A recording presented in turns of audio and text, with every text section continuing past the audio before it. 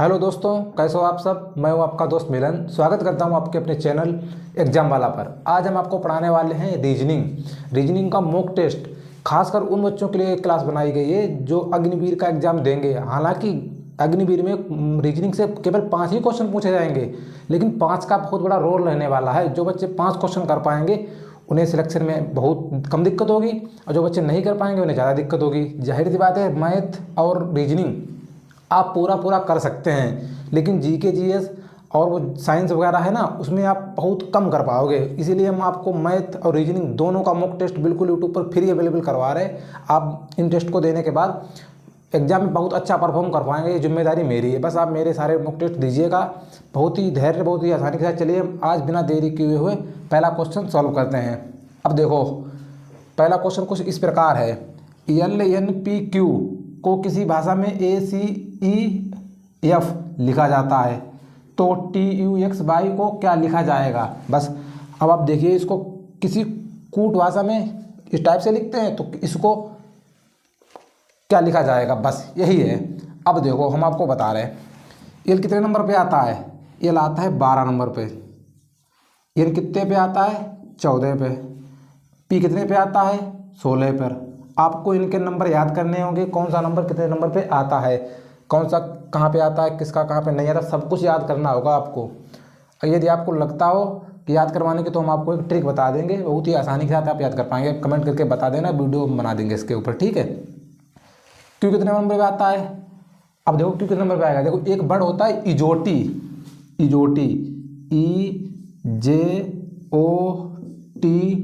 EJOTY।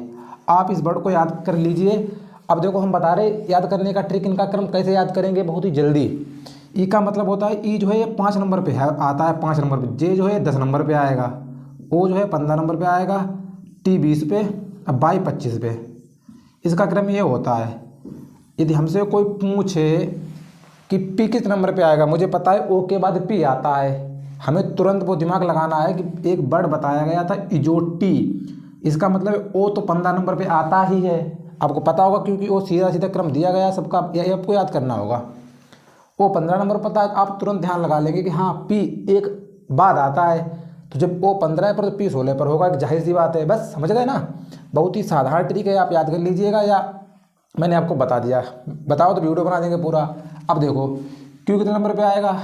अब क्यू कितने नंबर पर आता है, ओ के बाद आता है ना, ओ पी क्यू 2 बाद आता है। ओ के बाद आता है पी के बाद आता है क्यू, तो 17 नंबर पे आएगा क्यू, ठीक है। अब देखो, ए कितने नंबर पे आ रहा, 1 नंबर पे आ रहा। सी कितने नंबर पे आ रहा, 3 नंबर पे। ई कितने पे आ रहा, 5 पे। एफ कितने पे आ रहा, 6 पे, ठीक है। अब टी कितने पे आएगा, 20 पर। यू आएगा 21 पर। एक्स आएगा, वाई आएगा 25 पर, और एक्स आएगा 24 पर। एक्स वाई जेड, ठीक है दोस्तों। अब देखो, इसमें क्या लगाया गया है।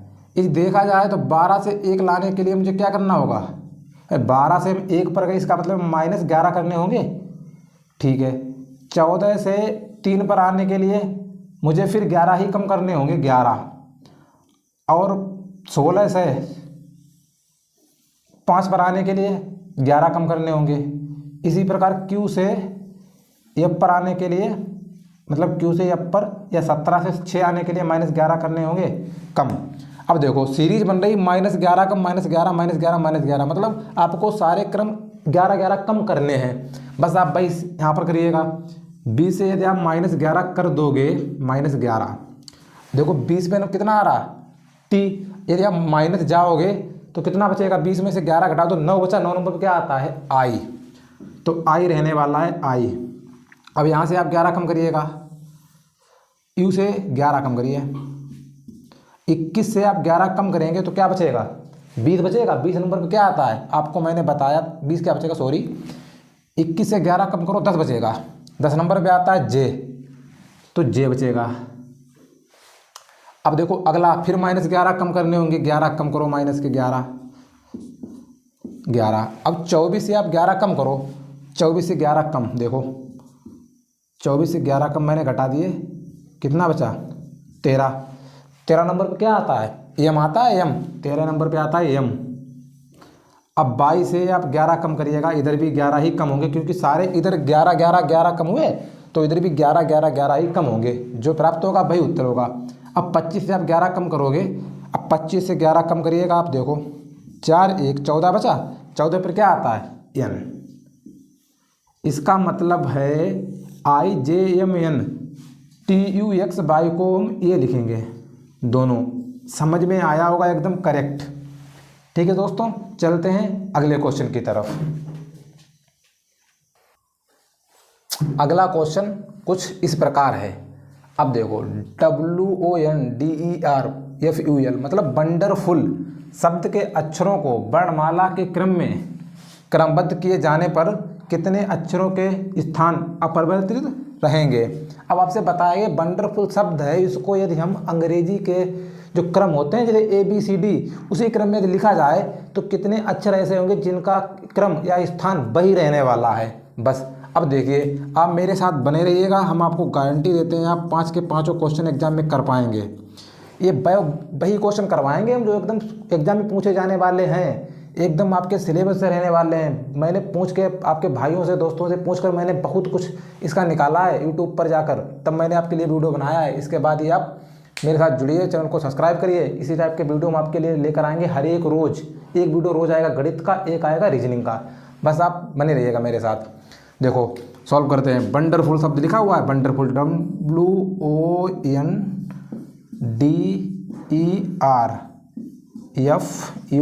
वंडरफुल। अब बताया गया है कि मैं इनको अंग्रेजी के उसी भाषा में लिखूं जिसमें लिखे गए हैं, मतलब क्रम, जैसे पहले A आता है, B आता है, C आता है, इसी टाइप से लिखें इनका सीरीज क्रम एकदम सही से। अब देखो सबसे पहले इसमें क्या आएगा, अब पहले इनका क्रम लिख लीजिए कौन सा कितने नंबर पे आता है। अब देखो O आता है 15 पर, N आता है 14 पर, D आता है 4 पर, E आता है 5 पर, R आता है STR 18 पर, F आता है 6 पर, U आता है 21 पर, L आता है 12 पर, W। अब देखो T 20 पे आता है, T20 20 पे आता है, TUBW 3 एक्स्ट्रा हो रहे, ये 23 पे आएगा। ठीक है, अब देखो अब बताया गया है कि अंग्रेजी के क्रम में लिखें हम, अंग्रेजी वर्णमाला के क्रम में। सबसे पहले क्या आएगा, D आएगा। अब देखो D लिखते हैं, D। उसके बाद क्या आएगा, E आएगा, E लिख दें, E। उसके बाद क्या आएगा, F लिख दें, F लिख दिया। अब देखो अब क्या आएगा, 4 हो गया, 5 हो गया, 6 हो गया, 7 है नहीं, 8 है नहीं, 9 है नहीं, 10 नहीं है, 11 भी नहीं है, 12 है, ये 12 आएगा, L 12। अगला देखिएगा 12 खत्म हो गया। अब क्या आएगा, 14 नंबर आएगा, O नहीं 14 पर N है, सॉरी 14 नंबर पर N है, 14 हो गया। 15 पर O आएगा, O हो गया, O 16 है, 18 आएगा R। अब देखो 21 आएगा U, ये वाला 23 नंबर, अब लास्ट में आएगा W। अब आप देखिएगा ऐसे कितने अक्षर ऊपर हैं और नीचे हैं जिनका स्थान वही रहा। अब देखिएगा आप, अब देखो W का D हो गया, O का E हो गया, N का F हो गया, D का L हो गया, E का N हो गया, R का O, F का R, U का U, L का W। केवल एक U ऐसा है जिसका स्थान वही रहा जहाँ पर था वो। अब देखो यही पूछा गया आपसे, क्रमबद्ध किए जाने पर कितने अक्षरों के स्थान अपरिवर्तित रहेंगे। केवल एक ऐसा है जिसका स्थान वही रहने वाला जो पहले था। एकदम करेक्ट आंसर 1। ठीक है दोस्तों, चलते हैं अगले क्वेश्चन की तरफ। देखिए दोस्तों अगला क्वेश्चन इस प्रकार है, आपसे पूछ रहा है इसमें कि सबसे पहले क्रम पर कौन सा अक्षर आएगा, इनका क्रम क्या रहने वाला है। क्रम पूछा गया आपसे इस टाइप का क्वेश्चन। देखिए सबसे पहले बीज, मिट्टी, पौधे, पुष्प, फल, इनमें सबसे पहले क्या आएगा, फिर बाद में क्या आएगा, फिर क्या आएगा, फिर आपको पांचों के क्रम लिखने हैं। अब देखिएगा, अब बताओ, आप खुद बताओ सबसे पहले क्या हो सकता है। मेरे समझ से सबसे पहले मिट्टी आएगा, मिट्टी सबसे पहले मिट्टी आएगा, मिट्टी के बाद बीज बोया जाएगा, बीज, बीज के बाद बोए पौधा तैयार होगा, पौधे,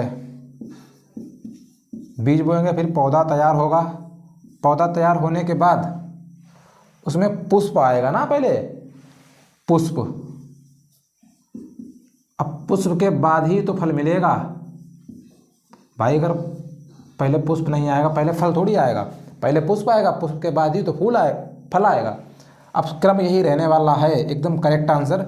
सबसे पहले मिट्टी आएगा, मतलब मिट्टी होगी, मिट्टी में बीज बोएंगे, बीज से पौधा तैयार होगा, पौधे से पुष्प होगा, पुष्प से फल प्राप्त होगा। एकदम करेक्ट आंसर नोट कर लीजिएगा।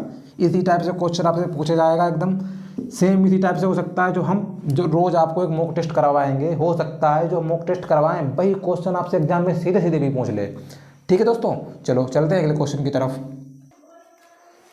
देखो दोस्तों, ये क्वेश्चन थोड़ा लॉजिकल है, आपको थोड़ा दिमाग लगाना होगा, उसके बाद ही आप कर पाएंगे। लेकिन है आसान, इस टाइप का क्वेश्चन आपके एग्जाम में पूछे जा रहे और आगे भी पूछे जाएंगे, इतना तय है। आप समझ लीजिएगा, हम आपको समझा रहे हैं एकदम बहुत ही शानदार ट्रिक के साथ। अब देखिए, आपको 9, 4, 6 आपको फॉलो करना, कोई भी रूल लगाओ इसमें कोई रूल लगाओ, बस वही रूल आपको यहाँ पर लगाना है। और पूछा जा रहा है क्वेश्चन मार्क की जगह पर क्या आने वाला है, बस। अब देखिए, हम आपको बता रहे हैं 6, अब देखिए 9 कैसे आएगा। मुझे नहीं लग रहा कि 6, 4 जोड़कर 1 आप घटा दीजिएगा, 9 आ गया। इसका मतलब 12 और 9 को जोड़िएगा, 12, 9, 21, फिर 1 घटाइएगा 20, लेकिन यहाँ पे 16 आ रहा, ये गलत मेथड हो रहा। अब हम बताएं क्या करो इसमें आप, ये 9 का स्क्वायर है, 9 का स्क्वायर नहीं, 9 किसका है, अंडर रूट में करिएगा इसे, 9 गुणे ये 4 भी अंडर रूट में ही करिएगा, बराबर। यदि 6 प्राप्त हो जाए तो ठीक है। अब भैया काम यहाँ पर करिएगा आप, 16 अंडर रूट में है, गुणे 9 भी अंडर रूट में करिएगा, बराबर 12 प्राप्त हो जाए, ठीक है। अब यहाँ पर करिएगा आप, ये 16 अंडर रूट में रहेंगे, 16 है, गुणे क्वेश्चन मार्क अंडर रूट में कर लीजिएगा, बराबर 20। ठीक, वही चीज़ मैंने हर जगह की जो यहाँ पर की, सारी चीज़ें सेम की। यदि आप इसमें जो रूल फॉलो करेंगे वही रूल यहाँ पर फॉलो करना होगा, वही रूल यहाँ पर भी फॉलो करना ही होगा। अब देखो, 3 किसका, 9 किसका होता है, 3 का, गुणे 4 किसका होता है, 2 का, 3 दूनी 6 प्राप्त हो रहा है, तुम 6 एकदम करेक्ट। 16 किसका होता है, 4 का, गुणे 9 किसका होता है, 3 का, 4 तियाँ 12, एकदम 12 प्राप्त हो रहा, करेक्ट। अब देखो यहाँ पर क्या करना होगा, 16 किसका है, 4 का, गुणे क्वेश्चन मार्क की जगह पर आप x करिएगा, x बराबर 20। भाई आपको पता तो है नहीं यहाँ पर क्या होने वाला है, तो 20। अभी कितना होगा, 4x बराबर 20। अब x बराबर 20/4, 4 पंचे 20, मतलब x की वैल्यू कितनी आ गई, 5। इसका मतलब यहाँ पर आप 5 करके देखिएगा, यहाँ पर 5 रहेगा, 5 जो क्वेश्चन मार्क की जगह पर आप 5 फिल करो, 5 एकदम करेक्ट आंसर। यदि ट्रिक समझ में आई हो तो वीडियो को लाइक कर दें, चैनल को सब्सक्राइब कर दें, जिससे कि अगला वीडियो आपके पास पहुंचे सबसे जल्दी। ठीक है दोस्तों, चलते हैं अगले क्वेश्चन की तरफ। सॉल्व करिएगा अगला क्वेश्चन। वकील, लेखक, पुरुष का डायग्राम कौन सा सही रहेगा, ये वाला, ये वाला, ये वाला, ये वाला। चारों ऑप्शन आपके सामने है, आप बताइएगा कौन सा सही रहने वाला है। अब देखो, हम बना रहे डायग्राम, वकील, लेखक, आपको पता है वकील, ये वकील का ऑप्शन हो गया, ठीक है। लेखक भाई कुछ, अब देखो वकील, लेखक और पुरुष, भाई कुछ पुरुष जो हैं वो वकील भी हो सकते हैं, ये आप लेखक मान लीजिएगा, लेखक। कुछ लेखक जो है वो पुरुष हो सकते हैं, पुरुष, और कुछ पुरुष वकील भी हो सकते हैं, वकील, कुछ पुरुष वकील भी हो सकते हैं कुछ। अब देखो ये पुरुष वाला ऑप्शन है, दोबारा समझिएगा, एकदम बारीक, बहुत छोटा सा अंतर है। पुरुष लेखक भी हो सकते हैं, पुरुष वकील भी हो सकते हैं, करेक्ट बात है एकदम। तो पुरुष लेखक भी हो गए, पुरुष वकील भी हो गए, और कुछ वकील लेखक भी हो सकते हैं, कुछ लेखक वकील भी हो सकते हैं, सारा कुछ संभव है ना। ये डायग्राम बनने वाला है, ये जिन बच्चों का डायग्राम ये बना हो, कहाँ पर है, कौन सी आकृति में ये दर्शाया गया है, ये ऑप्शन सी एकदम करेक्ट होने वाला है, एकदम करेक्ट। जिसने भी डायग्राम इस टाइप का बनाया उसका करेक्ट, जिसने नहीं बनाया उसका गलत है भाई, सुधार कर लो, हम बता रहे समझ लीजिएगा आप। चलिए दोस्तों चलते हैं अगले क्वेश्चन की तरफ। देखिए दोस्तों अगला क्वेश्चन है कथन और निष्कर्ष से, कथन और निष्कर्ष। अब देखिएगा इस टाइप के क्वेश्चन आप बहुत आसानी से कर पाएंगे, बस आप थोड़ा डायग्राम बनाना सीख लीजिएगा मेरे साथ, बस हो जाएंगे। सभी भालू शेर हैं। अब देखो बताया गया है कि सभी भालू, ये गोला भालू वाला हो गया, भालू भालू, जितने भी भालू हैं वो क्या बताया गया, सभी भालू शेर हैं। जितने भालू हैं क्या हैं, शेर हैं, ये हो गया शेर। अब अगला कथन देखो कि सभी शेर गाय हैं, और जितने भी शेर हैं, शेर ये गाय में आ गया, गाय। ठीक, अब निष्कर्ष देखो कौन सा निकल रहा कि सभी भालू गाय हैं। अब देखो जितने भालू हैं, क्या भालू वाला गोला ये वाला गाय वाले गोले के अंदर आ रहा, एकदम करेक्ट आ रहा, क्योंकि गाय वाला बड़ा गोला है, भालू वाला छोटा। इसका मतलब है कि भालू वाला गोला जो है वो गाय वाले गोले में आ रहा है। पहला निष्कर्ष एकदम करेक्ट, ठीक है। अब दूसरा निष्कर्ष देखिए सभी गाय भालू हैं। अब देखो क्या बताया गया कि सभी गाय, ये गाय वाला गोला जो है वो भालू वाले गोले के अंदर आ रहा। भाई आप खुद सोचिएगा, गाय वाला गोला बड़ा है, भालू वाला गोला छोटा है, इसका मतलब है कि गाय वाला गोला जो है वो भालू वाले गोले के अंदर नहीं आ सकता। लेकिन इसमें बताया गया है कि सभी गाय भालू हैं, ये सभी गाय जो हैं ये भालू में अंदर हैं। गलत है ना, एकदम गलत। अतः निष्कर्ष जो है, अतः निष्कर्ष फर्स्ट सही, अतः निष्कर्ष फर्स्ट सही, करेक्ट आंसर एकदम। जिसके समझ में आया हो वीडियो को लाइक कर दे, ना समझ में आया हो तो वीडियो को लाइक मत करना, लेकिन समझ में आ जाए तो कर देना प्लीज़। चलिए चलते हैं अगले क्वेश्चन की तरफ। अगला क्वेश्चन जो है वो है घड़ी से। आपके सिलेबस में घड़ी कैलेंडर दोनों हैं, बस आप समझिएगा ध्यान से। जब घड़ी में 1 बजे का समय, जब घड़ी 1 बजे का समय दिखा रही हो तो मिनट व घंटे की सुई के बीच का कोण कितना होगा। अब आपसे पूछा गया कि जब घड़ी में 1 बजा हो तो मिनट वाली सुई और घंटे वाली सुई के बीच का कोण पूछा गया है। आप समझ लीजिएगा, हम समझा रहे हैं। अब देखो घड़ी का पूरा जो गोला होता है, सही बनी ना घड़ी, थोड़ी थोड़ी तिरछी हो गई, बस हम सही बनाने का प्रयास कर रहे हैं। अब लगभग सही है। अब देखिए ये घड़ी में होते हैं 12, ये होता है 6, ये होता है 3, ये होता है 9। अब देखो ये होता है 1, ये होता है 2, ये 4, ये 5। बाहर को बनाए तो ज़्यादा बढ़िया रहेगा, बाहर। अब देखो गलती हो गई, देखो ये घड़ी बन रही, ये 3, 9, 12, 6, 1, 2, 4, 5, 7, 8, 10, 11। अब देखो घड़ी के पूरा घड़ी जो होती है ही उसके कितना अंश का कोण होता है, पूरा घड़ी कितने अंश का कोण बनाती है, 360 अंश। मतलब पूरी घड़ी ये 360 अंश का कोण बनता है। यदि 1 घंटे की बात की जाए, यदि 1 घंटे मतलब जो सुई है 12 मिनट वाली सुई तो 12 पर होगी, और जो घंटा वाली सुई होगी वो 1 पर होगी। अब आपसे पूछा गया ये वाला कोण कितने अंश का रहने वाला है, बस।